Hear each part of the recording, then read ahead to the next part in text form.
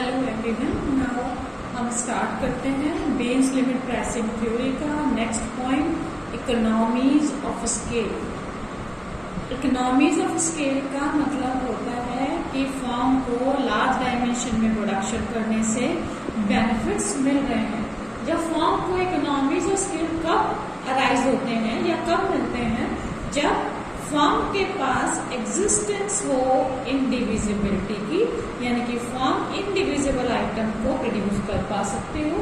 Next, जब firm advantage ले पाए स्पेशलाइजेशन का, क्योंकि जब लार्ज स्केल पे प्रोडक्शन होता है तो स्पेशलाइजेशन फर्म ले सकती है और स्पेशलाइजेशन से उसे बेनिफिट होने शुरू हो जाते हैं। या फिर फर्म लेबर का डिवीजन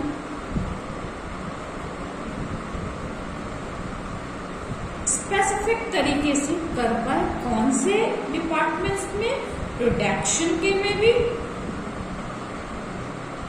और मैनेजमेंट के पॉइंट ऑफ व्यू से। तो फर्म को क्या मिलता है? इकोनॉमीज ऑफ स्केल या बेनिफिट्स। जब फर्म को इकोनॉमीज ऑफ स्केल मिलते हैं तो ये इकोनॉमिक्स ऑफ स्केल कहाँ कहाँ अफेक्ट करते हैं according to limit pricing theory या बेन लिमिट प्राइसिंग थ्योरी। ये अफेक्ट करते हैं रिसर्च एंड डेवलपमेंट के ऊपर, ये इकोनॉमिक्स ऑफ स्केल इफेक्ट करते हैं मार्केटिंग के ऊपर, ये इकोनॉमिक्स ऑफ स्केल इफेक्ट करते हैं डिस्ट्रीब्यूशन के ऊपर, क्योंकि research and development activity increase हो जाती है, मार्केटिंग एक्टिविटी इंक्रीज हो जाती है और डिस्ट्रीब्यूशन एक्टिविटी भी इंक्रीज हो जाती है। और क्यों नहीं होंगी? इसलिए होंगी क्योंकि फर्म को क्या मिल रहा है? इकोनॉमीज ऑफ स्केल या बेनिफिट्स मिल रहे हैं। अगर हम अब इसका इफेक्ट जो इकोनॉमीज ऑफ स्केल है उसका इफेक्ट लिमिट प्राइस के ऊपर देखें तो बेन्स के अकॉर्डिंगली लिमिट प्राइस डिपेंड करती है दो कॉन्सेप्ट के ऊपर, दो चीजों के ऊपर।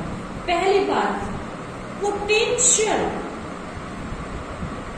एंट्रेंट जो फर्म्स हैं उनकी एक्सपेक्टेशन जो एस्टैब्लिश फर्म्स थी उनके लिए।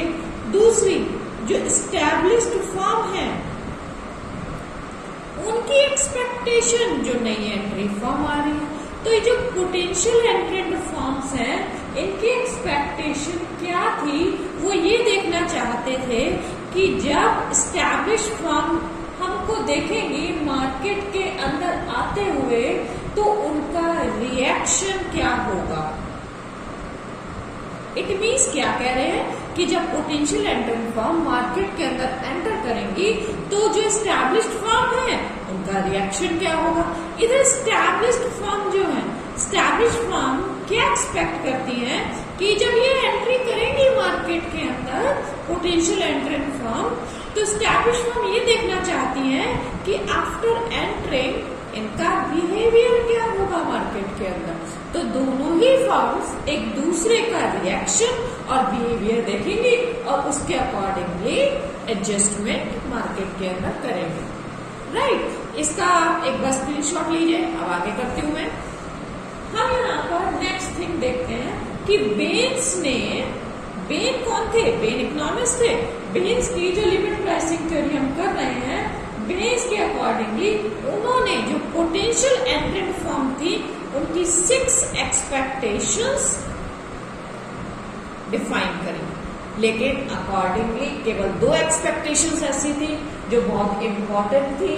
तो 2 पॉसिबल केसेस हम यहाँ पर डिस्कस कर रहे हैं। पहला केस क्या था? Price constant. ये याद रखना कि जब प्राइस कांस्टेंट की बात कर रहे हैं तो ये पोस्ट एंट्री की बात कर रहे हैं। पोस्ट एंट्री क्या तरीका है, क्या सिचुएशन है? जब फर्म, जो नई फर्म्स हैं वो मार्केट के अंदर एंटर कर गई है, उस टाइम की हम बात कर रहे हैं। जब पोस्ट एंट्री की बात करते हैं तो नई फर्म ये एक्सपेक्ट करती हैं कि जो एस्टैब्लिश्ड फर्म है वो प्राइस को कांस्टेंट रखें, प्राइस को चेंज ना होने दें, अपने गिवन प्राइस के ऊपर वो अपने इकोनॉमीज ऑफ स्केल को अर्न करना चाहती हैं। इसी चीज को हम एक डायग्राम के थ्रू देखते हैं सबसे पहले, क्योंकि मेन इंपॉर्टेंट कॉन्सेप्ट क्या है यहाँ पर? डायग्राम। मैं डायग्राम के थ्रू हम इसको डिफाइन करते हैं। मैंने फर्स्ट वाले में आपको बताया था कि कैसे प्राइस का डिटरमाइन होता है, उसी को मैं आगे आपको डिफाइन करती हूँ। ये आपका है LAC curve, long run average cost curve. Long run का average cost curve y axis पे हम लेते हैं price and cost, x axis पे हम ले रहे हैं आउटपुट। यहाँ पर एक डिमांड कर्व बनाते हैं। जो हम डिमांड कर्व बनाएंगे वो किस तरीके से होगा, डाउनवर्ड स्लोपिंग। ये डिमांड कर्व किसका डिमांड कर्व है, ये डिमांड कर्व है एस्टैब्लिश्ड फर्म का डिमांड कर्व।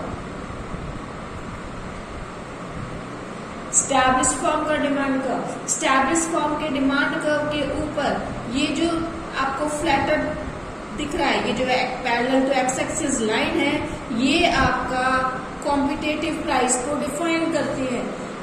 पॉइंट K के ऊपर एस्टैब्लिश्ड फर्म मार्केट के अंदर ऑप्टिमम आउटपुट OQ प्रोड्यूस करती है और सेल करती है। OQ आउटपुट किसका, एस्टैब्लिश्ड फर्म का। इसके DD डिमांड कर्व के पैरेलल एक और डिमांड कर्व आपको बनाना है, ये है आपका DE। DE जो डिमांड कर्व आपने बनाया ये किसका है, एंट्रेंट फर्म का डिमांड कर्व। एंट्रेंट फर्म का डिमांड कर्व के ऊपर ये इसको कहां पर टेंजेंट है, A पॉइंट के ऊपर। A पॉइंट पर एंट्रेंट फर्म मार्केट के अंदर कितना शेयर लेके आई है आउटपुट का, OQE। OQE शेयर किसका है, एंट्रेंट फर्म का, और OQ शेयर किसका है, पूरा आउटपुट आपका एस्टैब्लिश्ड फर्म का। लेकिन जब तक एंट्रेंट फर्म नहीं आई है पूरा शेयर किसका है, एस्टैब्लिश्ड फर्म का। अगर ये एस्टैब्लिश्ड फर्म चाहती है कि एंट्रेंट फर्म मार्केट के अंदर ना आए, यानी कि एंट्री को प्रिवेंट कर देती है, तो ये आपका LAC कर्व जो मिनिमम कॉस्ट कर्व है लॉन्ग रन का, इससे ऊपर एक प्राइस डिसाइड कर देंगे, जिस प्राइस को हम बोलते हैं limit price. Limit price, limit price के ऊपर ये देखिए शेयर कम हो जाएगा एस्टैब्लिश्ड फर्म का, OQL। अब एस्टैब्लिश्ड फर्म अगर लिमिट प्राइस डिसाइड करके नई एंट्री नहीं करने देती फर्म्स को, क्योंकि ये कॉम्पिटिटिव प्राइस से ऊपर है, तो वो कितना शेयर मार्केट के अंदर लेके आएगी, OQL। बट इस कंडीशन के ऊपर, क्योंकि एक्सपेक्टेशंस क्या है एंट्रेंट फर्म की, ये कि वो अलाउ करे मार्केट के अंदर एंटर करना एंट्रेंट फर्म का। इस कंडीशन के ऊपर एंट्रेंट फर्म जो है वो मार्केट के अंदर जब एंटर करती हैं तो ये एस्टैब्लिश्ड फर्म अलाउ करती है एंट्रेंट फर्म को कि वो अपना स्केल इंक्रीज कर ले। अगर वो अपना स्केल इंक्रीज करते हैं तो उसका डिमांड कर्व कहाँ पर आ जाता है, DE1 के ऊपर। ये है DE1। DE1 के ऊपर मार्केट के अंदर QE1 शेयर किसका होता है, एंट्रेंट फर्म का। लार्ज शेयर मतलब लार्ज इकोनॉमीज ऑफ स्केल। अब इस कंडीशन के ऊपर जब प्राइस को फिक्स कर देती है एस्टैब्लिश्ड फर्म OPC के ऊपर और एंट्रेंट फर्म को अलाउ करती है कि मार्केट के अंदर वो ज्यादा शेयर लेके आए, तो इस टाइम मार्केट के अंदर एस्टैब्लिश्ड फर्म का शेयर कितना हो जाता है, QE1Q। तो मार्केट का जो टोटल शेयर है वो हो जाता है आपका OQ। OQ में एंट्रेंट फर्म का शेयर कितना है, OQE1। एस्टैब्लिश्ड फर्म का शेयर कितना है, OQ। आउटपुट इस तरीके से प्राइस को कांस्टेंट रखकर मार्केट के अंदर एंट्रेंट फर्म को अलाउ करती है एस्टैब्लिश्ड फर्म। फिर से एक बार रिवाइज कीजिए, DD डिमांड कर्व किसका है, एस्टैब्लिश्ड फर्म का। जिस time DD demand curve established firm का था उस टाइम DE डिमांड कर्व किसका था, एंट्रेंट फर्म का। एंट्रेंट फर्म को DE demand curve LAC curve के A पॉइंट के ऊपर टच करता है। ये वो पॉइंट है जहाँ पर एंट्रेंट फर्म का आउटपुट कितना था, OQE।